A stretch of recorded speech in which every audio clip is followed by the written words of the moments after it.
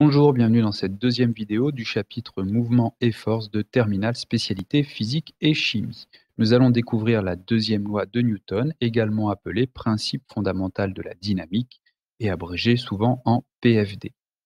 Pour introduire cette deuxième loi, nous allons reprendre l'exemple de la première vidéo dans laquelle on observait le mouvement du centre de masse d'un marteau comme celui-ci.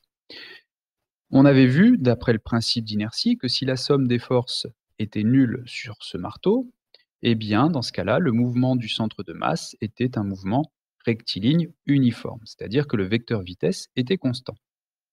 Maintenant, que se passe-t-il si la somme des forces est non nulle? Eh bien, d'après la contraposée du principe d'inertie, le vecteur vitesse ne peut plus être constant. Ça signifie qu'il va varier. Et comme conséquence, si le vecteur vitesse varie, cela signifie que sur le marteau s'exerce un vecteur accélération qui est non nul également. Quelle est la relation donc entre cette somme des forces, vecteur somme des forces et vecteur accélération? Eh bien tout simplement, ils vont être collinéaires et de même sens. Et le lien entre les deux, eh bien c'est la masse du système qui va faire ce lien. Donc dans un référentiel galiléen, la somme des forces qui s'appliquent sur un système est égale au produit de la masse de ce système par l'accélération petit a de son centre de masse. Donc on aboutit à la relation fondamentale de la dynamique qui est que la somme des forces qui s'appliquent sur un système est égale à petit m fois le vecteur accélération. Voyons tout de suite un exemple d'application très classique. On va s'intéresser à l'accélération d'un skieur sur une pente sans frottement ici. Alors, déjà, on va simplifier le problème en modélisant le skieur par son centre de masse G, que l'on va placer ici au niveau du plan incliné. Ensuite, pour faire une étude en mécanique, eh bien, on doit utiliser un repère ici avec des vecteurs unitaires I et J, et on va placer les axes, donc OX, OY, qui vont nous permettre de déterminer abscisse et ordonnées, et on va les placer sur le point G pour pouvoir faire une lecture plus facile. Alors, quelles sont les forces qui s'appliquent sur le système ici? Eh bien, tout d'abord, nous avons le poids P qui est vertical dirigé vers le bas. Et deuxième force, nous sommes dans le cas où on n'a aucun frottement exercé par le plan incliné ici.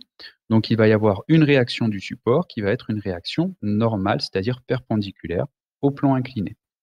Donc, voici les deux forces qui s'exercent sur le système. Et donc, on va s'intéresser d'abord à la réaction normale Rn ici. Quelles sont les composantes, les coordonnées du vecteur Rn dans le repère que l'on utilise ici sur les axes OX et OY? Eh bien, on voit que le vecteur Rn ici n'a aucune composante selon OX et sa seule composante sera selon OY. Donc, ces coordonnées vont être 0 selon l'axe OX et Rn selon l'axe OY, la norme directement du vecteur ici Rn. Intéressons-nous à présent au vecteur poids P. Nous allons également le décomposer selon les axes OX et OY afin de voir ses coordonnées.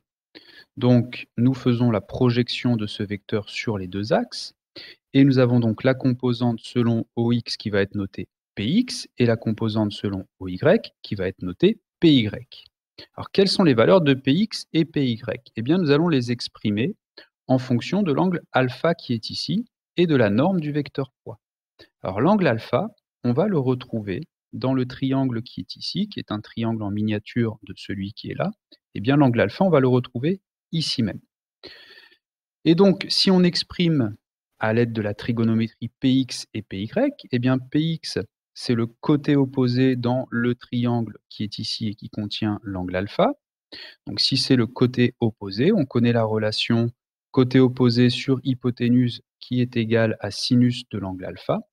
Et donc le côté opposé va être égal à l'hypoténuse multiplié par le sinus de l'angle alpha.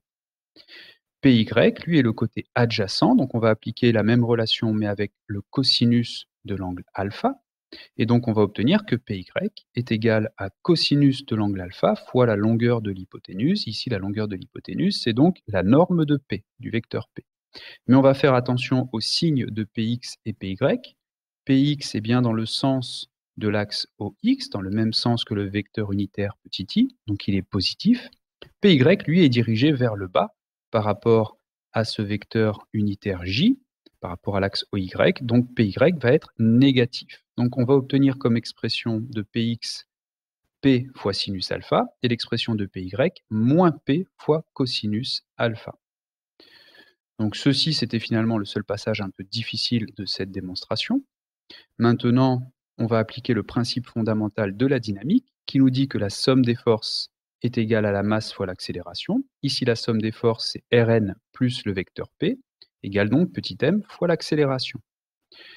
Et on va donc regarder selon l'axe OX et selon l'axe OY, puisque la somme des vecteurs est égale à la masse fois le vecteur accélération. Eh bien, on va additionner les coordonnées des vecteurs selon l'axe OX et les coordonnées des vecteurs selon l'axe OY. Donc, selon l'axe OX, on obtient que 0 plus P sinus alpha est égal à la masse fois l'accélération selon l'axe des abscisses, X. Et selon l'axe OY, on obtient que Rn moins P cosinus alpha est égal à petit m fois l'accélération selon Y. Alors, on rappelle que le poids P est égal à la masse du système fois petit g, l'intensité de la pesanteur en ce point-là. Et donc, on obtient que, première ligne, mg fois sinus alpha est égal à la masse fois l'accélération selon x. Et selon OY, on obtient que Rn moins mg cosinus alpha égale à la masse fois l'accélération selon AY. Alors maintenant, regardons ce qui se passe sur chaque axe. Premier axe, selon OX, eh bien, on obtient donc que la masse fois l'accélération selon x est égale à mg fois sinus alpha.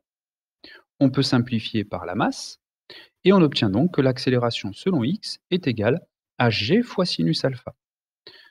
Donc on voit que plus alpha est grand, ici, plus sinus alpha va être grand également, et donc plus g fois sinus alpha va être important. Donc en fait, plus le plan est incliné ici, plus alpha augmente, et bien plus l'accélération selon x va augmenter, ce qui paraît assez logique. Maintenant, qu'est-ce qui se passe selon OY? Bien, l'accélération selon l'axe y ici, elle est forcément nulle puisque le skieur ne va ni s'enfoncer dans ce sens-là, ni se mettre à s'envoler. Donc l'accélération selon y est nulle. On obtient donc que Rn moins mg cos alpha est égal à 0.